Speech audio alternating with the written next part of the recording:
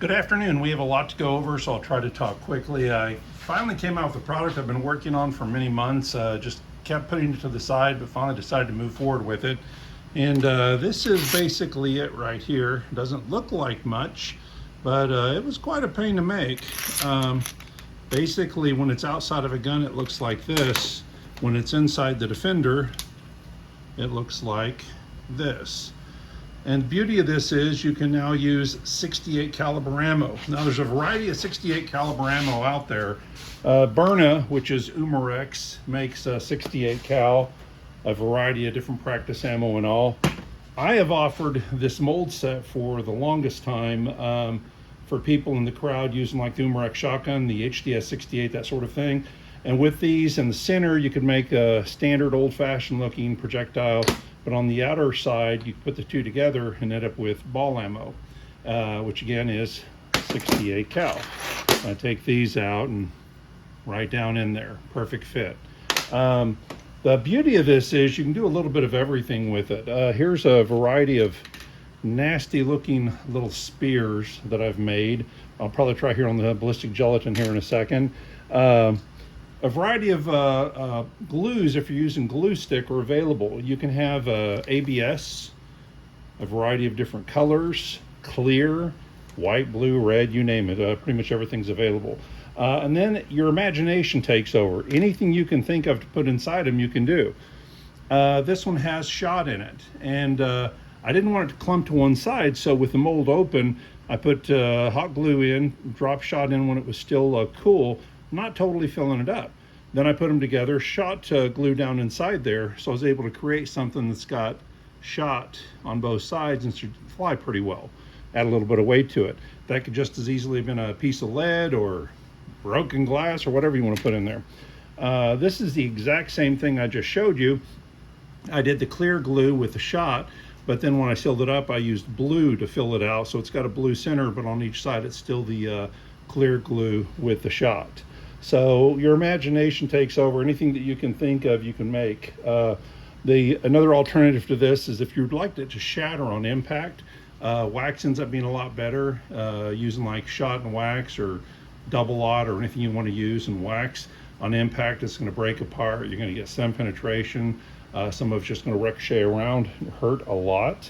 But with the power of these cartridges, even just the plain ball of glue is incredibly strong. I was actually testing this yesterday at the shop and shot one of these at a 55-gallon drum, and if any of you have ever worked with those, it's pretty thick steel sides. Shot it at a drum at about 15 feet and left quite a dent in it from a little bitty glue ball. So you definitely would have felt that. Well, to give you some idea, I'll tell you what, this one is charged. Let's get the ball rolling literally with a shot to the ballistic gelatin. Oh, gotta get it shut. There we go, now I got it shut. Oh, on safety.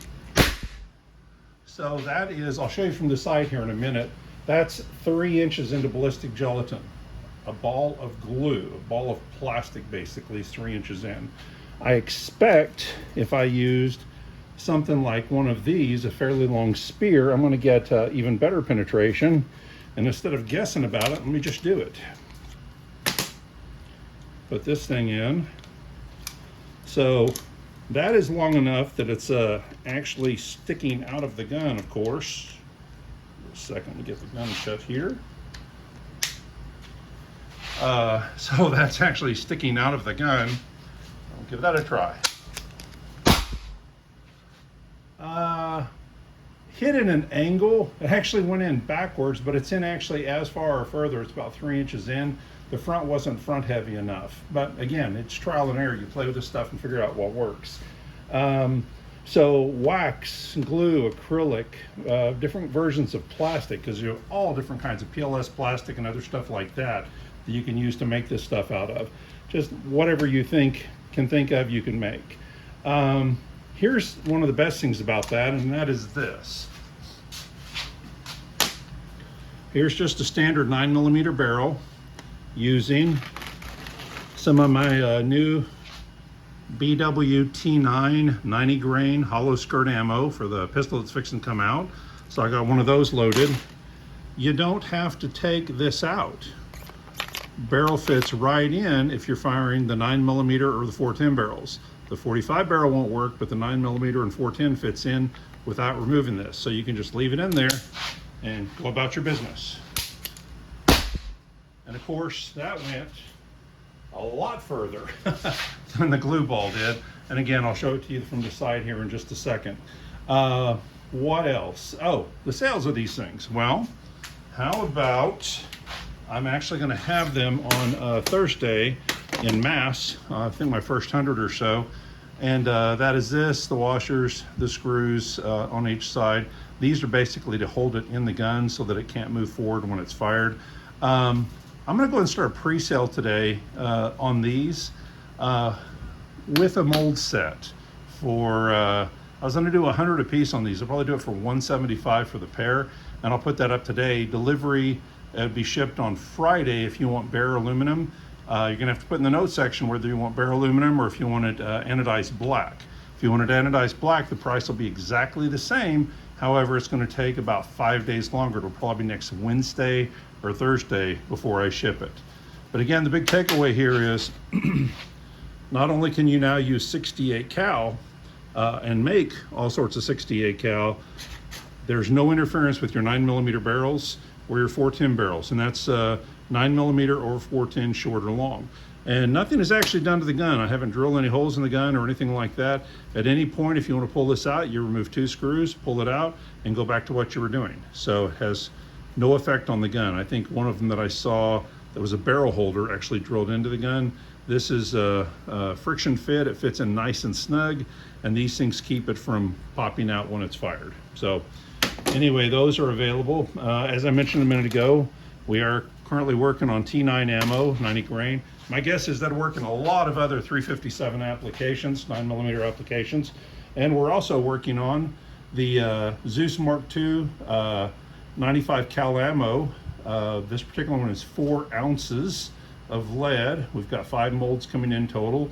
Hollow point, hollow skirt, solid pellets, going from about 1200 grain up to about 2000 grain. We're also working on the sizing equipment. I showed some pictures on Facebook earlier of the first one that's been sized. I don't know if I can find it quickly. It's a rough picture of it because the sizing equipment has been cut to size. It has not been polished yet. And of course, it's going to be the very last one I look for. So this one's actually been through the sizer to make it exactly 0.950. I'm not going to be able to get that clear enough where you can see it. There's little friction lines down it where it was pushed through. That'll look much better because the mold, once it's polished, it'll take care of that. But anyway, these are going to be up for sale within about an hour on pre-order. Like this, it'll be shipped on Friday. If you want it anodized at the same cost, it will be next Wednesday, next Thursday.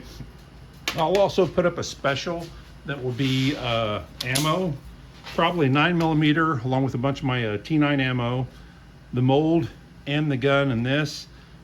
Haven't picked a price yet. We're probably talking $450, and you'll get all of it. So anyway, that should be up this afternoon.